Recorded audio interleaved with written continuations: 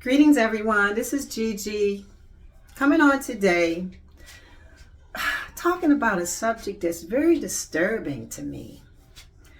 You know, people want to complain about what's going on out here. Crime is rampant. These young people are just, it seems like they're doing all this destructive stuff, stealing and robbing and all that. And I don't condone that at all. But the more I've been reading and checking out social media, it just seems like some people are just not aware of how bad it is out here economically. I'm talking about the have-nots, because it doesn't seem to be any middle. It's like the haves and the have-nots. The haves have, so they don't really care, it seems, about the have-nots. Because I say they don't care because the people in positions of power seem to have allowed laws to be in place that can give you an example. There's a story going around about a Hawaiian teacher, a teacher in Oahu, Hawaii. She was paying, I think, $2,000 a month for her apartment. And just out of nowhere, the landlord gave her like 30 days to leave. And he upped her rent to $21.25. Okay, well, the thing about it is, in that building that the teacher lives in, there are several rental units that are going for $3,000 and more. So I guess the owner feels like, well, hey, why should I just be getting $2,000 when I can get $3,000? That's a whole $1,000 difference. And maybe he has a point, but the point I'm trying to make is that why are there no seemingly laws in place that protect people like this teacher? Because at one time there were laws, like they have rent control in certain states and everything. But it just seems that things have just shifted to, hey, every man for himself. I got mine, you get yours, whatever way you can. And that's not, I don't think that's a good way to feel. That's just my opinion.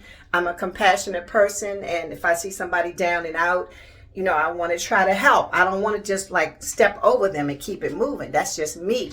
But a lot of people out here, people you're voting for and stuff, look at their track record and just see what are they putting into place. What are they doing to protect the people that are less fortunate? Because see, that's what it's all about. We can have, but if you don't care about people that don't have, I'm not going to say anything. But anyway, I saw recently where Whoopi Goldberg was coming under fire. I thought this was something recent, but then I see it went back to November 2023 when she was talking about millennials. If they want to get a house, they need to like work more. They can't make it. They can't save for a house if they're only working 4-day work weeks. And I'm thinking, well, I have been out of the workforce for some time, over 10 years, so I don't really know what people are making nowadays.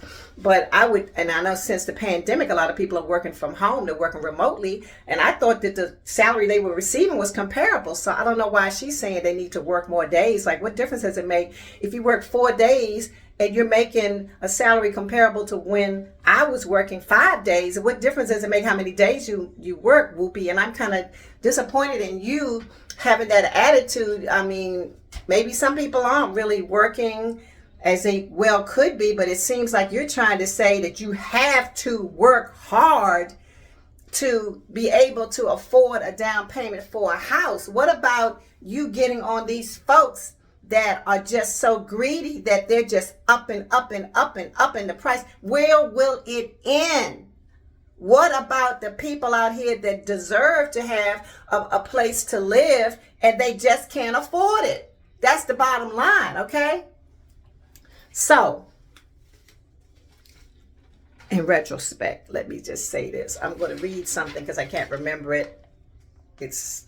I'm 71, so I have some problems sometimes with my memory. But what Denzel Washington said, I'm going to leave you with this tidbit. He said, "I don't wish bad upon nobody, But you reap what you sow in life. You don't treat people like crap and live a happy life. Think about it. You reap what you sow. Please, guys, when November comes, don't stay home. You have to vote. You have to vote, because your vote counts, and we have to do something. We have to pray, but we also have to make a move, action in voting. And God willing, there'll be people that are qualified that will really care about the have-nots and want to come into office and want to make a change, which is what it's always been about. Politics, I mean, that's what it's supposed to stand for. You know, it's not just to go in there and steal and do whatever it is you can do within your power. It's about trying to make a difference in people's lives. That's how I look at it. Thank you so much for coming on. Blessings.